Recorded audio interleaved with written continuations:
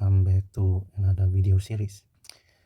This time we will look at what is a digital system, the features of digital system. We look at some example, the component of digital system, and the application of digital system.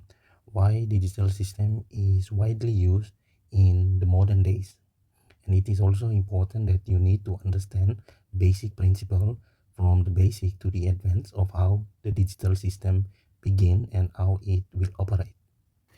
A digital system is known as an electronic system that processes, store, and transmit data in the form of discrete values, typically represented as binary, the zeros and one. Unlike the analog system which work with continuous signal, digital system operate using discrete values, making them more reliable for computation, communication, and the control application. The digital system is nothing but an electronic system that process, stores, and transmit. Also to do with the manipulation of the data. So what is actually the data in a system? A data is referring to the digital information, and it is mostly the voltage. So remember, a voltage is the data that is to be stored. But what kind of voltage? The DC voltage.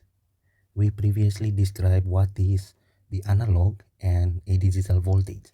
In a system, we consider it as a digital voltage. And also, this DC voltage is the analog value.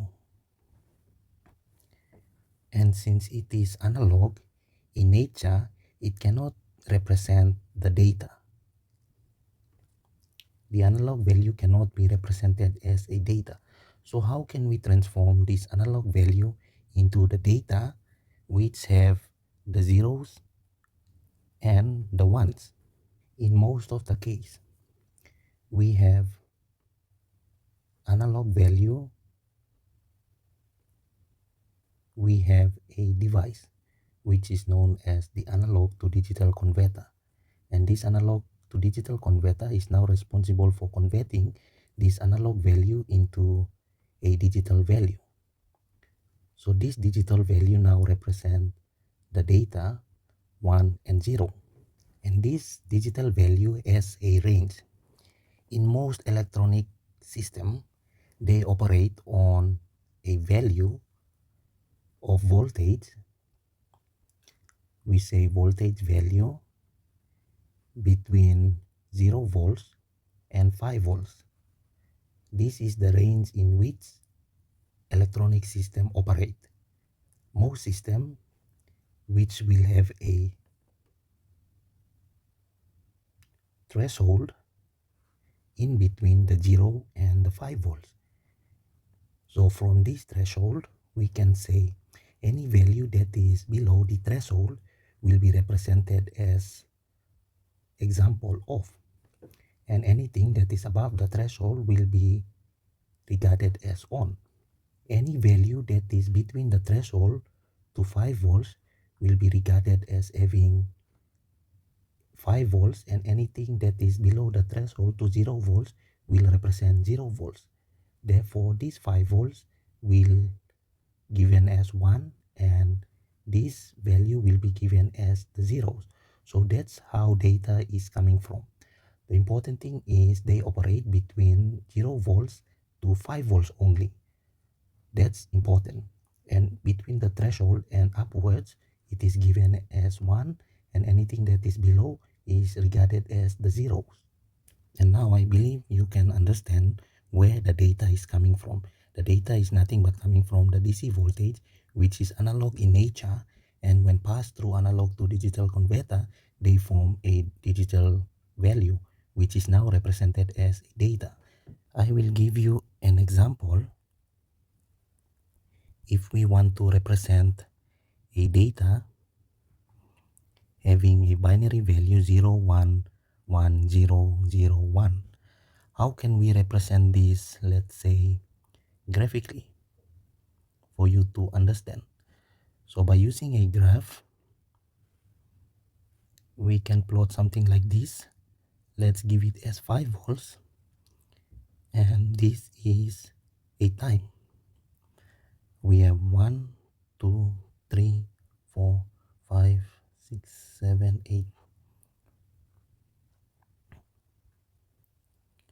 By looking at this data alone, each of this data is represented as a binary value of 6 bits. So if you count 1, 2, 3, 4, 5, and 6, if we plot the 6 bit in the graph shown, the first is the 0, and the next bit is 1, and the next bit is also 1, and the next bit is 0, and another one is 0, and we have 1. So from this graph, bit that appears to your right is known as the least significant bit, and towards your left is known as the most significant bit. So this data represent an information in terms of binary. So 0, 1, 1, 0, 1. If we later on look at how the circuit operate, we mostly use 1 and 0. Anything that is represented by 1 corresponding to a voltage of 5 volts. Anything that is 0, that means it corresponds to any value that is 0. Also, if you look at how the signal is arranged, it is mostly like a pulse signal. However, a pulse signal is a train which correspond to a pulse signal may correspond to 1, 0, 1, 0, 1, and etc. However, a pulse signal, we can change the amplitude. However, in a digital signal, the amplitude is fixed, 5 volts and 0 volts. A pulse train, since it is oscillating from 1 and 0, it has a frequency. In order for a digital system to operate, there are frequency that is responsible for changing the bit from 0 and 1. And 0 and 1 is oscillating. That means it changes value. So the speed in which the value changes is correspond to a frequency. Previously, we mentioned that the DC voltage will not have a frequency. However, a pulse signal, since it is oscillating, it will have a period, the time taken for it to change from one state like 0 and to another state, which is the 1. Similarly, if you look at a digital signal, it will have a period in which it will change from one state to another. To summarize this idea, so this data represent the information, and this information is derived from a state of voltage. So two important state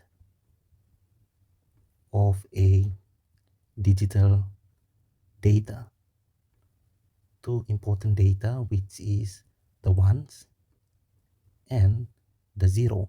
So these are the two states of a digital data. So digital data can represent a 1 and a 0, and it is categorized as having a bit in a system. Then from there, they derive what is a byte. For example, kilobyte, megabyte, and so on. So those type of byte, kilobyte, megabyte, they represent the category of the bits. For example, 6-bit, 8-bit. 8-bit is nothing but represent a byte. 1 byte is equivalent to 8 bits. So this is only a category of bit. Example in terms of the storage. In terms of the storage, you have gigabyte, megabyte. Those represent the number of bits that can be stored in, for example, a storage system or a digital storage system, like your mobile phone or a flash drive or the hard drive. So this is important stage for you to understand before we move on to our next presentation.